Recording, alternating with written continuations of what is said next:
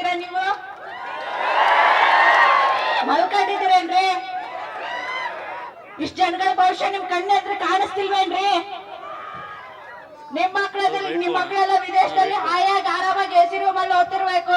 ಇಲ್ಲಿ ಬಡ ಜನರ ಮಕ್ಕಳು ಪಾರ್ಟ್ ಟೈಮ್ ಎಲ್ಲ ಕೆಲಸ ಮಾಡ್ಕೊಂಡು ಅವ್ರ ತಂದೆ ತಾಯಿ ಅಲ್ಲಿಂದ ಕಷ್ಟಪಟ್ಟು ಅವ್ರಿಗೆಲ್ಲ ದುಡ್ಡು ಕಳಿಸಿ ಇವ್ರನ್ನಿಷ್ಟು ಕಷ್ಟಪಟ್ಟು ಓದಿಸ್ತಿರೋದು ನಿಮ್ಮ ಇಲ್ಲಿ ಬೀದಿಲ್ ಬಂದು ನಾವು ಹೋರಾಟ ಮಾಡಕ್ಕೇನ್ರಿ? ಏನ್ರಿ ಮಾಡ್ತಿದ್ದೀರಾ ನೀವು? ನಿಮ್ಮೆಲ್ಲರ ತಂದೆ ತಾಯಿ ನಮ್ಮೆಲ್ಲ ತಂದೆ ತಾಯಿ ಮೊದ್ಲು ಗಮನದಲ್ಲಿ ಇಟ್ಕೊಡ್ರಿ. ನೀವು ಹಾಕೋ ಒಂದೊಂದು ಮತದಿಂದನೂ ನಮ್ಗಳ ಜೀವನ ಡಿಪೆಂಡ್ ಆಗಿರುತ್ರಿ. ನೀವು ಯಾವ ನಾಯಕರನ್ನ ಆರಿಸ್ತರ್ಸಿರೋ ಅದ್ರ ಮೇಲೆ ನಮ್ಗಳ ಭವಿಷ್ಯ ಡಿಪೆಂಡ್ ಆಗಿರುತ್ರಿ.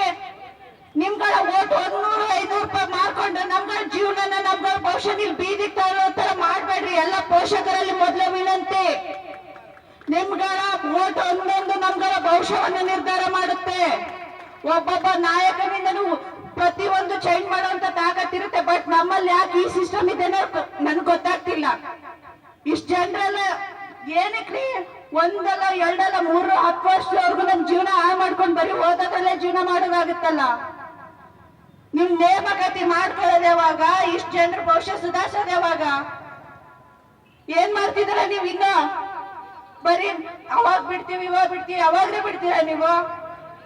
ಇಷ್ಟ ಜನಗಳ ಭವಿಷ್ಯ ಇಷ್ಟ ಜನಗಳ ಶಾಪ ನಿಮ್ ಕಟ್ಟ ಬಿಡಲ್ಲ ಕಣ್ರಿ.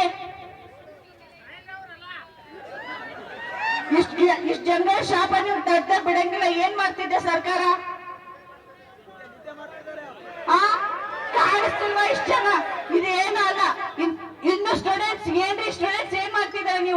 ನೀವು ಬಂದು ಯುನಿಟಿಯಿಂದ ಏನು ಕೇಳೋವರೆಗೂ ಏನು ಮಾಡಲ್ಲ. ಇವ್ರು ಹೋರಾಟ ಮಾಡ್ತಾರೆ ಹೋಗ್ತಾರೆ ಬಿಡಿ, ಏನು ತಲೆ ಹಾಕೊಳ್ಳಲ್ಲ ಅಷ್ಟೇ ಅಂತಾರೆ.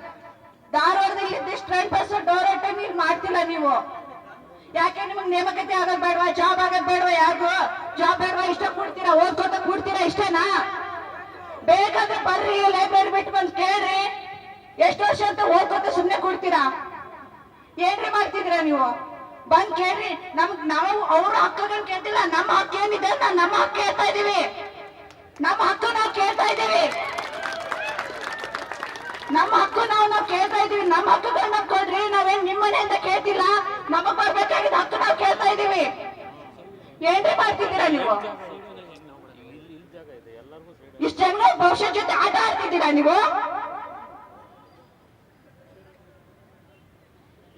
ಇವಾಗ್ಲೇ ಎಚ್ಚರಿಕೆ ತಗೊಳ್ಳಿಲ್ಲ ಅಂತಂದ್ರೆ ಇನ್ನು ಪರಿಣಾಮ ತುಂಬಾ ಕೆಟ್ಟದಾಗಿ ಎದುರಿಸಬೇಕಾಗುತ್ತೆ. ಫಸ್ಟ್ ಆಫ್ ಆಲ್ ವಿದ್ಯಾರ್ಥಿಗಳು ದಯಮಾಡಿ ಮುಂದೆ ಬರ್ಬೇಕು. ನಿಮ್ಗಳ ಹಕ್ಕು ಏನು? ಪಾಲಿಟಿ ಓದಲ್ಲೇ ಕೂತ್ಕೊಂಡ್ರೆ ಸಾಲದು. ಏನಿದೆ ಅಂತ ಮುಂದೆ ಬನ್ನಿ, ತಿಳ್ಕೊಳ್ಳಿ, ಕೇಳಿ, ಪ್ರಶ್ನೆ ಮಾಡಿ. ಪ್ರಶ್ನೆ ಮಾಡೋವರೆಗೂ ನೀವು ಮುಂದೆ ಬರಲ್ಲ. ಪದೇ ಪದೇ ಎದುರ್ಕೊಂಡು ಹಿಂದೆ ನಿಂತ್ಕೊಂಡು ನನಗ್ಯಾಕೆ ಅಂತಂದ್ರೆ you can't do anything guys. ಮುಂದೆ ಬನ್ನಿ, ಪ್ರಶ್ನೆ ಮಾಡಿ. ಸರ್ಕಾರ ಪ್ರಶ್ನೆ ಮಾಡುವಂತ ಹಕ್ಕು ನಿಮಗಿದೆ. ಏನ್ ಮಾಡ್ತಿದ್ದೀರಾ?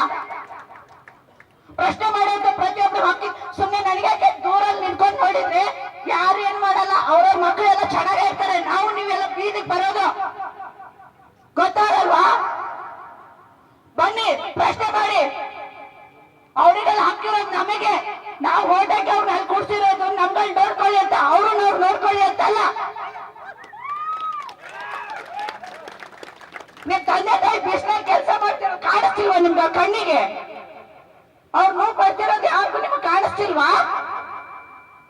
ಬರ್ರಿ, ಪ್ರಶ್ನೆ ಮಾಡ್ರಿ.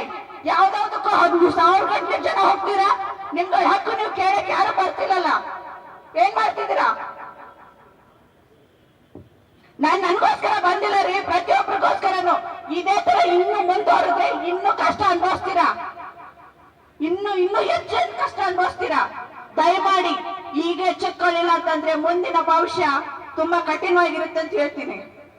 ಇವಾಗಲೇ ಬಂದು ಪ್ರಶ್ನೆ ಮಾಡಿ. ನಿಮ್ಗಳ ಹಕ್ಕು ಏನಿದೆ ಅದನ್ನ ನೀವು ಪಡ್ಕೊಳ್ಳಿ. ಅದು ನಿಮ್ಗೆ ಹಕ್ಕು. ಪಾಲಿಟಿ ಓದಿ ಅಲ್ಲೇ ಕೂಡೋದಲ್ಲ, ಅದನ್ನ ಪಾಲಿಸ್ಬೇಕು, ಪ್ರಾಕ್ಟಿಕಲ್ ಆಗಿ ನಡೆಸ್ಬೇಕು.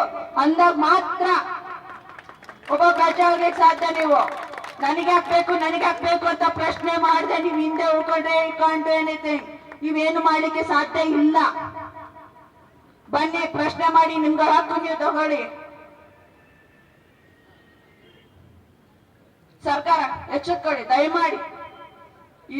ಈ ಮಕ್ಕಳ ಭವಿಷ್ಯ ಜೊತೆ ನೀವು ಆಟ ಆಡ್ಬೇಡಿ. ಇನ್ನು ಹೆಚ್ಚು ಸ್ಪರ್ಧಾರ್ಥಿಗೆ ಆಕಾಂಕ್ಷೆಗಳು ಎತ್ತರ ಮಟ್ಟಕ್ಕಿದೆ. ಅವರಾಗ ಭವಿಷ್ಯ ಜೊತೆ ಆಟ ಆಡಬೇಡಿ. ಇನ್ನೂ ಹೆಚ್ಚು ಮಕ್ಕಳೆಲ್ಲ ಈ ಕಡೆನೆ ಬರ್ತಾ ಇದಾರೆ. ಬಟ್ ನೀವ್ ಈ ತರ ಅವ್ರ ಆಸೆಗಳ ಮೇಲೆ ಅವ್ರ ಜೀವನಗಳ ಮೇಲೆ ಆಟ ಆಡ್ಬೇಡ್ರಿ. 30 ವರ್ಷ ಏಜ್ ರಿಲ್ಯಾಕ್ಸೇಷನ್ ಕೊಟ್ಟು ಏನ್ರಿ ಯೂಸ್?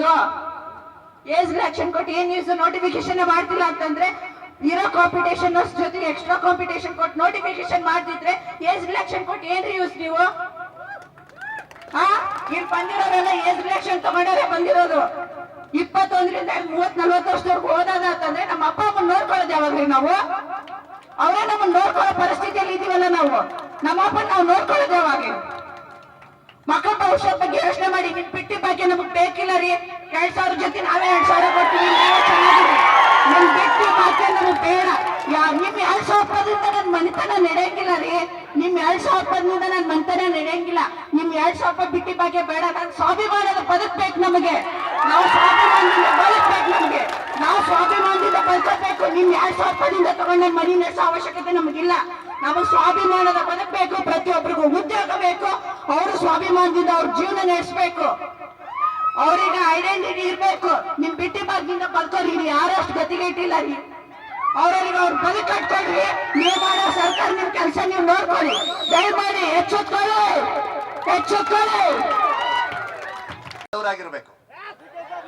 ನಾವೀಗ ನಿರುದ್ಯೋಗವಾಗಿ ನಾವಿಲ್ಲಿ